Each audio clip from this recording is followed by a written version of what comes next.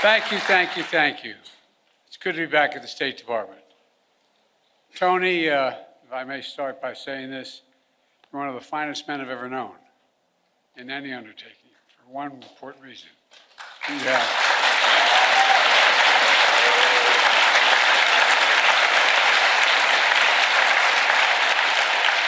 not only brilliant, you have incredible character. You have character. You have more integrity than almost anybody I know. Thank you for always sticking with me. Appreciate it. Folks, I'm grateful for his counsel and his friendship as well, but I also want to thank the members of my cabinet and the members of the Congress who are here today, and to all our diplomats, and development experts, service members, and intelligence professionals. Many of the achievements we're going to discuss today are the result of your hard work, and that's not hyperbole, it's true. Thank you, thank you, thank you, thank you for your extraordinary service. I come here to the State Department to report on to the American people on the progress we've made in the last 4 years in our foreign policy and our presidency. I've said many times, we're at an inflection point. The post-Cold War period is over. A new era has begun. In these 4 years, we faced crises that we've been tested. We've come through those tests stronger, in my view, than we entered those tests. This is a fierce competition underway. The future of the global economy, technology, human values, and so much else. Right now, in my view, thanks to our administration, the United States is winning the worldwide competition. Compared to 4 years ago, America is stronger. Our alliances are stronger. Our adversaries and competitors are weaker. We have not gone to war to make these things happen. During my presidency, I've increased America's power at every dimension. We've increased our diplomatic power, creating more allies than the United States has ever had in the history of our nation. We've increased our military power, making the most significant investments in the defense industrial base in decades. We've increased the technology power, taking the lead in artificial intelligence and other technologies of the future. And we've increased the economic power, building the most dynamic economy in the world from the bottom up and the middle out, not the top down. In short, Kamala and I took office, our nation had become stronger at home, are stronger in the world. And now, America is more capable and, I would argue, better prepared than we've been in a long, long time. While our competitors and adversaries are facing stiff headwinds, we have the wind at our back because of all of you. This is what we're heading into. And over the next administration, that's what we're handing it to. Today, I want to lay out what we've done, the opportunities we've created for America, and those opportunities going forward. Today, I can report to the American people, our sources of national power are far stronger than we were when we took office. Our economy is booming, although there's more work to do. Our technologies, from artificial intelligence to biotech, quantum, and to advanced semiconductors, they're the envy of the world. And we have made the most significant investments in America and the American workers since the New Deal. To rebuild our roads and bridges, our ports and airports, clean water systems, affordable high-speed internet, and so much more. To build American manufacturing, to make advanced semiconductors, which we invented here at home. We made the largest investment in climate and clean energy ever anywhere on Earth in the history of the world, spurring nearly $500 billion in private sector investment. We've also significantly strengthened the defense industrial base, investing almost $1.3 trillion in procurement and research and development.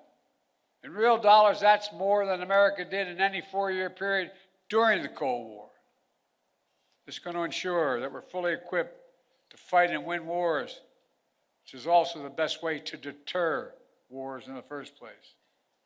Today, I can report to the American people, our alliances are stronger than they've been in decades. NATO is more capable than it's ever been, and many more of our allies are paying their fair share. Before I took office, 9 NATO allies are spending 2% of their GDP on defense. Now 23 are spending 2%. And look at the Indo-Pacific. We made partnerships stronger and created new partnerships to challenge China's aggressive behavior and to rebalance power in the region. We did it, what few thought was possible, to build the first ever trilateral partnership between the United States, Japan, and South Korea. Then another among the United States, Japan, and the Philippines, drawing closer our Pacific allies to defend our shared security and prosperity. We brokered a defense pact known as AUKUS among the United States, Australia, and the United Kingdom, connecting the Atlantic and Pacific allies as only America is able to do. And we've taken the Quad to the next level. The United States, Japan, Australia, and India. When we had that first meeting, I was dumbfounded when they all called and said, "Can we do this at your house?" I think I'm kidding. My wife said, "No problem." It was during the UN meeting, and we thought we were going to do it in New York, but they wanted to do it in Delaware. I said, "Why?" I said, "We can know, then people will know we're really friends." Our democracy, with vibrant economies, working closely, security, supply chains, technology, and so much more. In the Red Sea, we brought together more than 20 countries to protect civilian ships from attack by the Houthis, defending freedom of navigation, one of the world's busiest waterways. And we have strengthened partnerships all across the Americas, defending democracy, targeting corruption, addressing migration, increasing prosperity, and protecting Amazon rainforest, which captures billions of tons of carbon from the atmosphere every year. Overall, we've reinvigorated people's faith in the United States as a true partner. Today, I can report to the American people, our adversaries are weaker than were when we came into this job 4 years ago. Just consider Russia. When Putin invaded Ukraine, he thought he'd conquer Kyiv in a matter of days. But the truth is, since that war began, I'm the only one that stood in the center of Kyiv, not him. Putin never has. Think about it.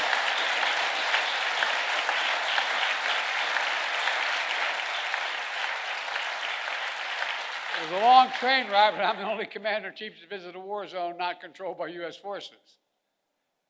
We helped Ukrainians stop Putin. And now, nearly three years later, Putin has failed to achieve any of his strategic objectives.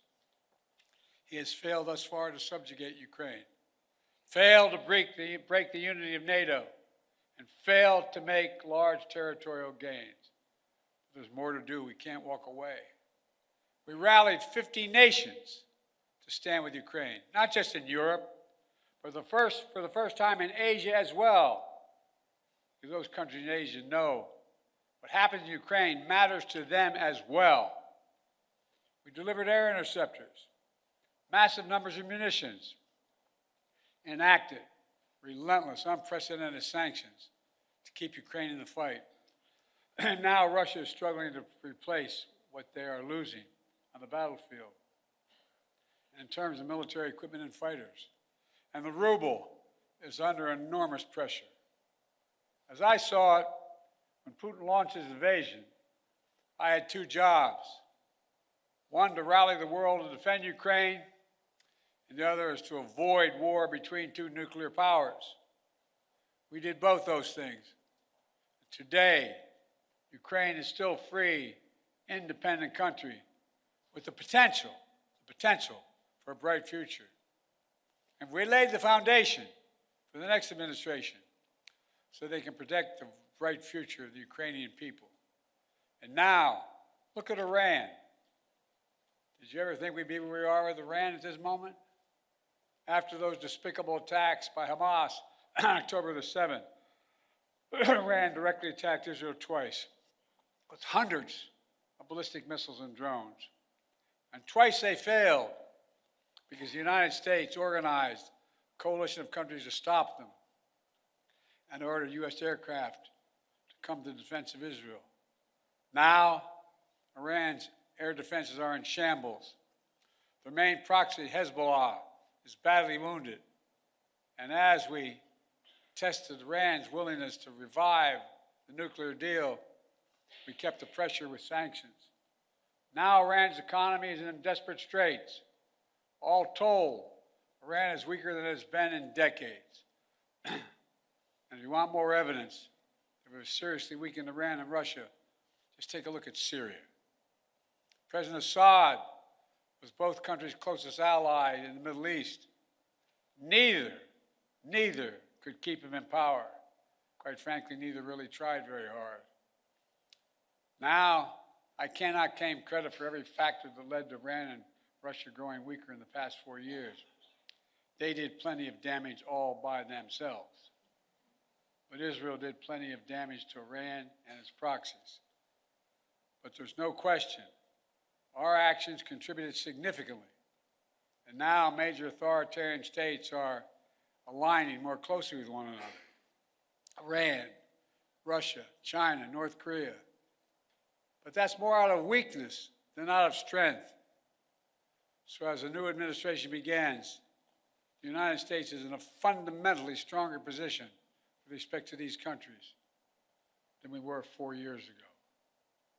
Today, I can report to the American people we're in a better strategic position in the long-term competition with China than we were when I took office. You all recall, many experts believe were predicting it was inevitable that China's economy would surpass ours. According to many predictions, that would happen by the year 2030 or shortly thereafter. But we in this room said no. If we make the investments in ourselves, if we protect our workers and technologies, that will not happen. Now, according to the latest predictions, on China's current course, they will never surpass us, period. I met one-on-one with President Xi in consequential summits. He and I have always been direct and straightforward with each other.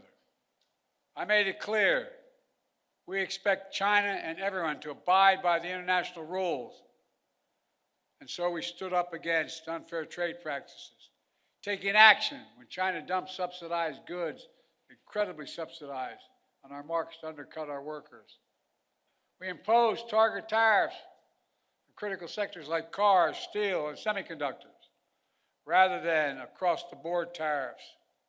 We imposed historic export controls on investments, restrictions, to ensure that China cannot use the most advanced technology and sensitive data against us.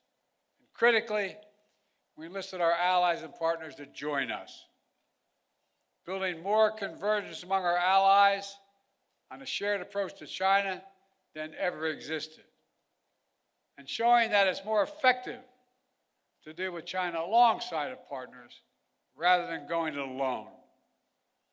But even while we compete vigorously, we've managed our relationship with China responsibly, so it's never tipped over into conflict.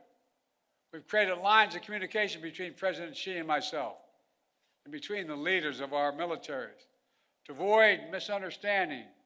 We found ways to work with each other, to address climate change, to reduce the flow of fentanyl in the United States, which, by the way, overdose deaths are coming down across our nation. And in my administration, we've seized more fentanyl at our border in 2 years than the previous 5 years combined.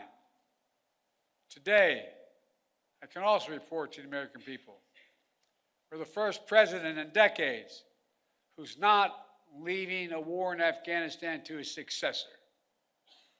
But we've got bin Laden during the Obama-Biden administration, the primary objective of war had been accomplished. And I believe that going forward, the primary threat of al-Qaeda would no longer be emanating from Afghanistan, but from elsewhere. And so, we not need to station a sizable number of American forces in Afghanistan. So when I took office, I had a choice. Ultimately, I saw no reason to keep thousands of servicemen in Afghanistan. I think I have my schedule with me, and I keep on my, I don't here, I don't have, but I keep on the back of my card the actual number of dead and wounded that occurred in our longest war to remind myself. Keep spending hundreds of millions of dollars a day. We're no longer doing that. In my view, it was time to end the war and bring our troops home, and we did. I commend the courage of all those who served in Afghanistan. We grieve all 2,461 Americans who made the ultimate sacrifice in the longest war in American history. And I grieve those brave service members whose lives were lost during the withdrawal. We also thank those inside and outside of government who have done so much to help thousands of Afghan families resettle in the United States. Remember, critics said if we ended the war, it would damage our alliances and create threats to our homeland from foreign directed terrorism out of a safe haven in Afghanistan. Neither has occurred. Neither has occurred. And our alliances have stayed strong. We've used our over-the-horizon capabilities to strike in Afghanistan and elsewhere when we had to. For instance, eliminating Zawahiri, the leader of al-Qaeda, who helped orchestrate the September 11th attacks. And we did it without putting more American boots on the ground. And by ending the war, we've been able to focus our energy and resources on more urgent challenges. There is nothing, I can tell you from my conversations with both Xi and Putin, nothing our adversaries and competitors like Russia and China would have liked more than seeing us to continue to be tied down in Afghanistan for another decade. For all those reasons, ending the war was the right thing to do, and I believe history will reflect that. And from the moment I entered office, I also worked to free as many Americans as possible being held hostage or wrongfully detained overseas. We brought home more than 75 Americans by last count. In some cases, it took months, even years of effort, like the prisoner swap with Russia over the past summer. A feat of diplomacy involving many of you and involving multiple countries who joined complex negotiations at our request. Another example of the power of our alliances. We did not have these relationships, those women and women would likely still be in prison. And finally, I can report to the American people that we restored our leadership in a range of other generational priorities. When I took office, we were no longer part of the International Climate Agreement. We announced on day one that we would join the Paris Accord, rejoin. And we've led by example. We've conserved hundreds of millions of acres of land and water, more than any president in American history, making investments in clean energy and convincing other nations to join us. Thanks to our efforts, the world has reached the goal of investing $100 billion every year in public and private funds to reduce greenhouse emissions, to drive down the cost of clean energy, to help developing nations adapt to climate change. Our administration has launched a transformative initiative to build high-impact infrastructure in developing nations. It's called PGI. You all know that better than anyone. This is our alternative to what China offers with its massive projects across Africa and beyond. But their approach features no workers' rights, no environmental protections, unmanageable debt, shoddy construction, all in exchange for military access to ports and other exploitative purposes. By contrast, we've leveraged $600 billion and unleashed the private sector to build an infrastructure in order to grow economies and combat climate change. As an example, I was recently in Angola to see a major project being built with the help of American public funding, which brought in even more private investment. We're building the first ever transcontinental railroad across Africa. It will significantly improve the economies of the region. Will help farmers transport crops to new global markets. Will transport critical minerals that are needed for electric vehicles and semiconductors. China used to control the supply chains in these materials, but not for long. Now, make no mistake, there are serious challenges the United States must continue to deal with in Ukraine, in the Middle East, in the Indo-Pacific. Must keep the pressure on the Houthis, who are attacking ships in the Red Sea, launching missiles at Israel, and firing at American forces. Must deter North Korea as they rattle their saber and draw closer to Russia. And new challenges will certainly emerge in the months and years ahead. But even so, it's clear my administration is leaving the next administration with a very strong hand to play. And we're leaving them in America with more friends and stronger alliances, whose adversaries are weaker and under pressure.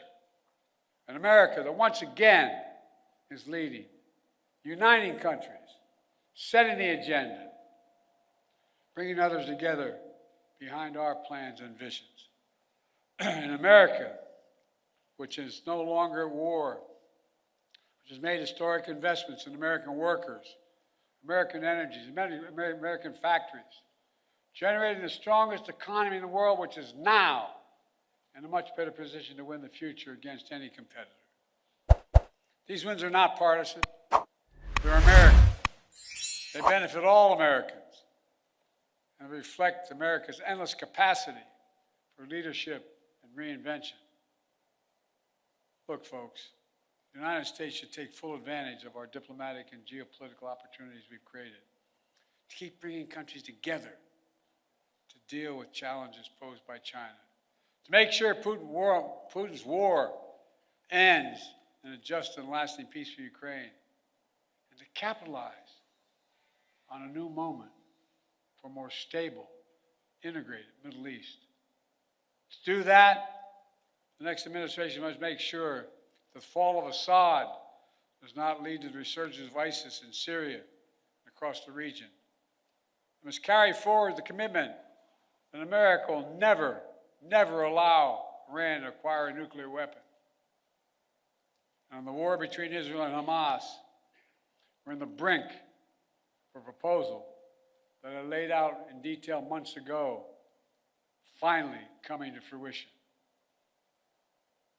I have learned in many years of public service to never, never, never, ever give up. So I spoke to Prime Minister of Israel yesterday. I spoke to Emir Qatar today. I look forward to speaking with President Sisi soon. We're pressing hard to close this. The deal we have structured would free the hostages, halt the fighting, provide security to Israel, and allow us to significantly surge humanitarian assistance to the Palestinians who've suffered terribly in this war that Hamas started. They've been through hell. So many innocent people have been killed. So many communities have been destroyed. The Palestinian people deserve peace and the right to determine their own futures. Israel deserves peace and real security. And the hostages and their families deserve to be reunited. And so we're working urgently to close this deal. And as we deal with immediate challenges, in my view, we have to look to the future. I urge the next administration to carry forward two issues that have been central to my presidency and which shape the future, in my view. On artificial intelligence, we are in the lead, and we must stay in the lead. We must not offshore artificial intelligence, as we once did with computer chips and other critical technologies. AI has the power to reshape economies, governments, national security, entire societies. And it must be the United States and our closest allies that lead the way to ensure people's rights are respected, their safety is protected, and their data is secure. And likewise, clean energy transition will race ahead in the years to come. I know some in the incoming administration are skeptical about the need for clean energy. They don't even believe climate change is real. I think they come from a different century. They're wrong. They are dead wrong. It's the single greatest existential threat to humanity. The clean energy transition is already happening. China is trying to dominate the clean energy, manufacturing, critical materials, supply chains. They want to capture the market of the future and create new dependencies. The United States must win that contest, and we will shape the global economy and the planet for decades to come. Let me close with this. Like many of you, I've dedicated a significant portion of my career to our nation's foreign policy. As chair of the Foreign Relations Committee as a senator, vice president for 8 years, and now president of the United States, I put together one of the most competent foreign policy teams, I would argue, in American history, sitting in this room and before my eyes. Throughout my career, the world has undergone tremendous change. But certain things have always held true. At our best, America leads not only by the example of our power, but the power of our example. In the past 4 years, we've used that power, not to go it alone, but instead to bring countries together, to increase shared security and prosperity, to stand up to aggression, to solve problems through diplomacy wherever possible, and to relentlessly defend democracy, civil rights, and human rights. Because that's who we are. That's who we are. You've heard me say it many times before. We're the only country on earth founded on idea. Every other country is founded on geography, religion, ethnicity, or some other unifying factor. But America was built on an idea, literally, not figuratively. That idea was all women and men are created equal. The idea that has inspired the world for 250 years and counting. We're always reaching to do better, always looking to the future, and at our best, always seeking progress for our people and for people everywhere. It's been the honor of my life to serve as your president. Today, I'm optimistic about our future, as optimistic as I've ever been. Just have to remember who in the hell we are. You've heard me say it many times. We're the United States of America, for God's sake. There is nothing beyond our capacity if we do it together and commit to it. Nothing. So thank you all for all you've done. I hope many of you are going to be staying in the next administration to keep this moving. May God bless you all, and may God protect our troops. Thank you, thank you, thank you. Thank you. Thank you.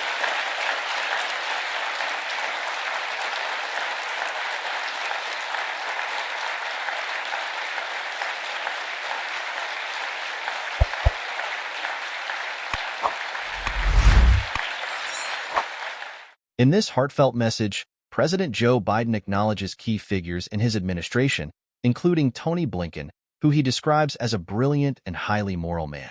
He also expresses gratitude toward the members of Congress, the cabinet, diplomats, and service members for their contributions to America's success. Biden reflects on the progress achieved in foreign policy, highlighting stronger alliances, military advancements, and the protection of democracy. The president also emphasizes the importance of continued leadership, technological innovation, and clean energy transition, reaffirming America's global strength and role in shaping the future.